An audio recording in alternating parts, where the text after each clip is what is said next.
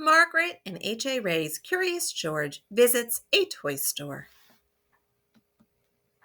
This is George. He was a good little monkey and always very curious. Today was the opening of a brand new toy store.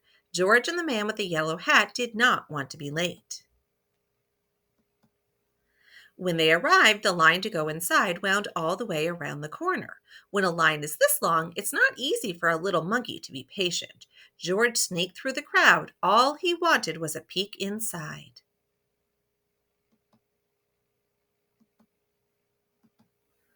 George got to the door just as the owner opened it. "This is no place for a monkey," she said.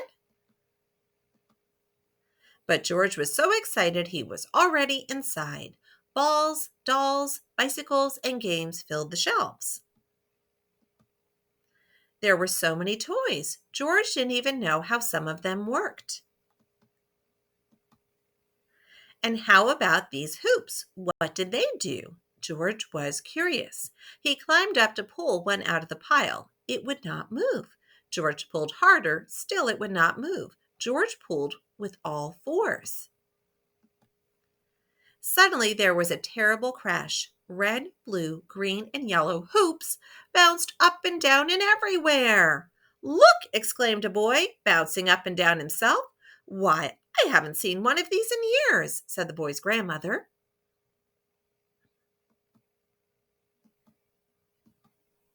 She put a hoop around her waist and gave it a spin. George tried the hula hoop too.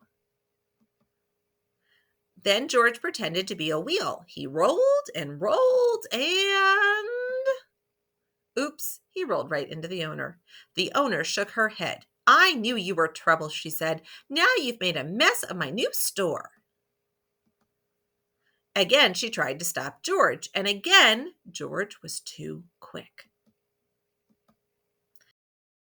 In only a second, he was around the corner and on the highest shelf.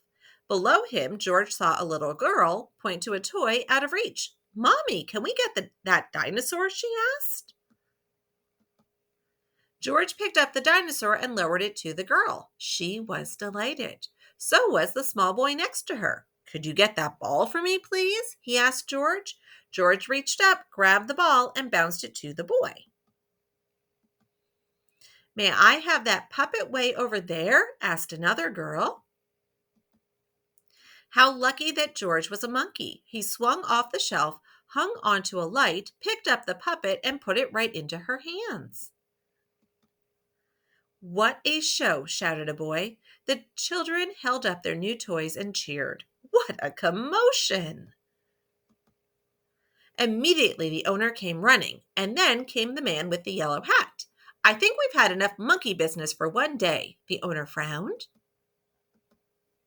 Just then a girl got in the long line to pay. "What a great store," she said. "What a great idea to have a little monkey helping you," her father told the owner.